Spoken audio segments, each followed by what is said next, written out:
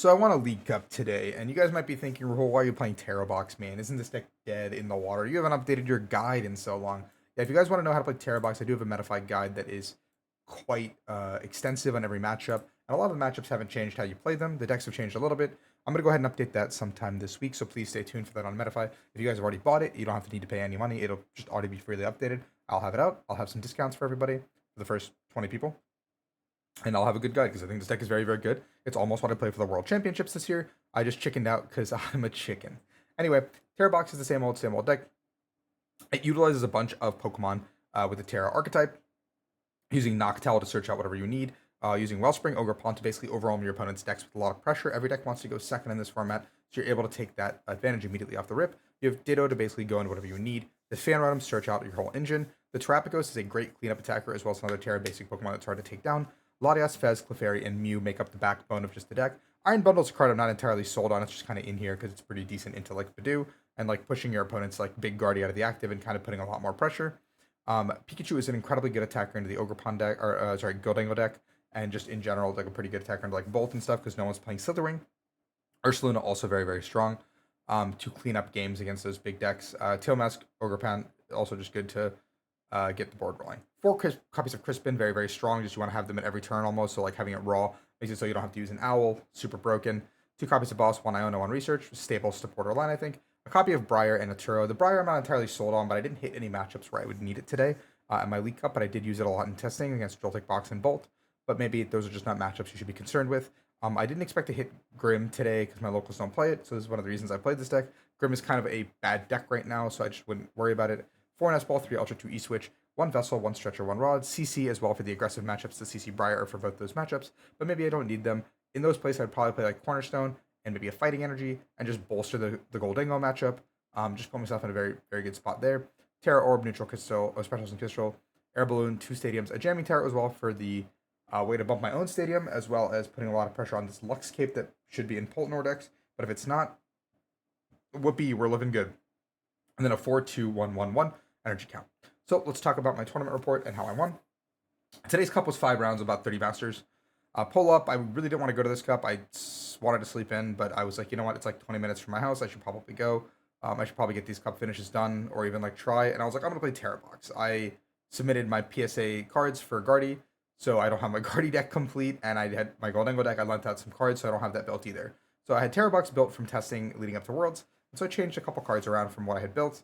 And I was like, you know what? I might as well take this. This is a lot of fun. I thought about EVs too, but I was too lazy. I don't want to hit Poltzard. My opponent was playing a Shaman. He benches a Shaman super early on. I get to go first. I set up properly. Turn 2, I boss up the Shaman with Hoot Hoot.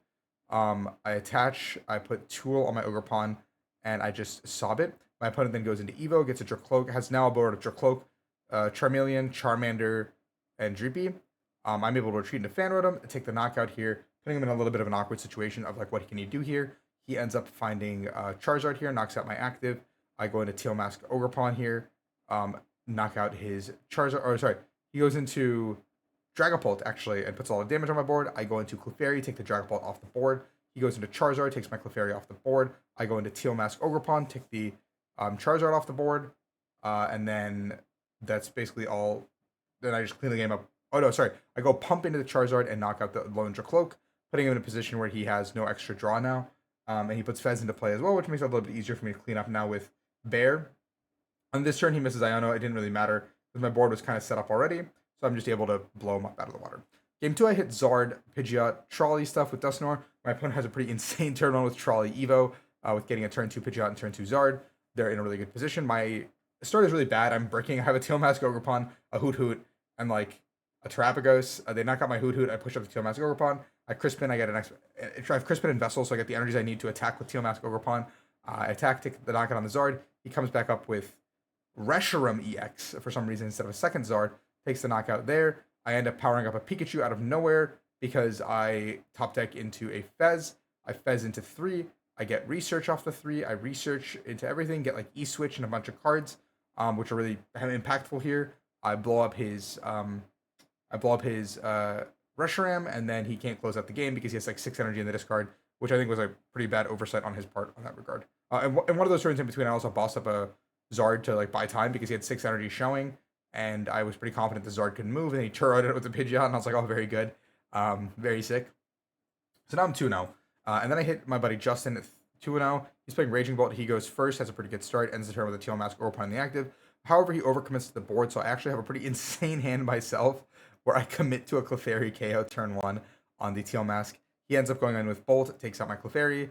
I end up responding with a Terapagos KO on his active. He ends up, and I put a bear down. He ends up prime capturing my bear, and Ionos me, or sorry, judges me, I think. And I'm basically just able to like reproduce those basics in the game ends. Then I can double ID into cut, so now I'm 3. I get the privilege of IDing twice into cut. I'm now 302. Top 8 goes up. I'm up against Straight Pult. Game 1, I basically just get off to a blistering start. My opponent has a pretty slow start. It was like double Dust Gold, Badoo pass, and I basically just go pump, pump, pump, and the game ends. The second game, I actually comes down to the wire where there's an Iono. My opponent has like a really ideal turn 1 into a turn 2 where they get Triple Ultra Cloak with attachments. So I'm just like really in a bad spot because they had a little bit of a Nor line, which makes it kind of annoying. And I end up missing the pump because I just like made like a really bad mistake and I didn't get the water energy off the Crispin. Instead, I got like the Psychic, and then I got Jamming Tower and I couldn't pump there, so I made a pretty big mistake. And then my opponent gets to Iono me and buys a turn, and so now I put 3 energies back into my deck for no reason. And then they end up buying the turn back to go Ursula or to go Phantom Dive. And then we get into this weird stalemate where I have 1 prize and they have 2 prize cards, or we have a 2-2, and they're just like sitting there with a Dusclops on their board. And I know they have game if they have Stretcher, and they've only played 1 Stretcher, and they play Stretcher and pick up a Monkey Dory. And I'm like, okay, he doesn't realize he has Ursaluna in the discard. Which I think he was telling me he put it in before the tournament. So I understand, like, sometimes you just forget that card's in your deck. But he literally had game with Ursaluna because he could pop the Dusclops anywhere and just retreat and kill my Clefairy, which just knocked out a Dragapult. And then basically we go into this like little war where like I just push up a 1 prizer, and I'm like, now you need CC plus Stretcher or Boss plus Stretcher. He does it again, but this time he gets a different card off the Stretcher, and he doesn't see it, and I end up winning because of that. So I got pretty lucky in game 2 because he didn't see the line. But I think in game 3 I probably would have been favored to win.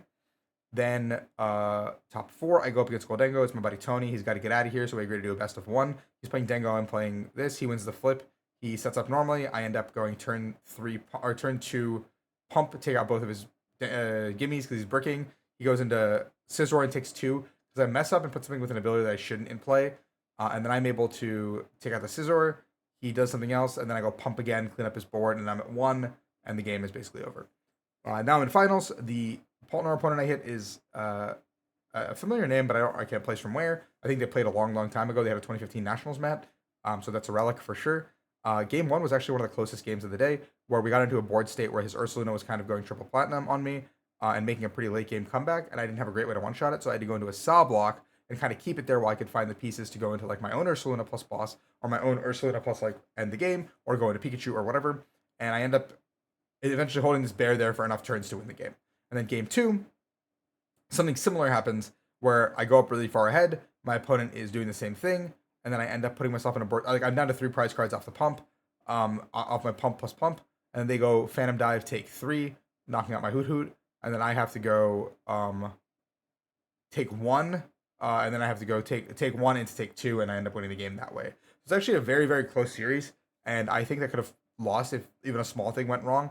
I wasn't drawing necessarily the best, but I was definitely very grateful to be playing Terabox again, and I ended up winning, and I mean, you guys saw it already. I posted about it on Twitter, and it's the thumbnail as well. But very excited to have won something.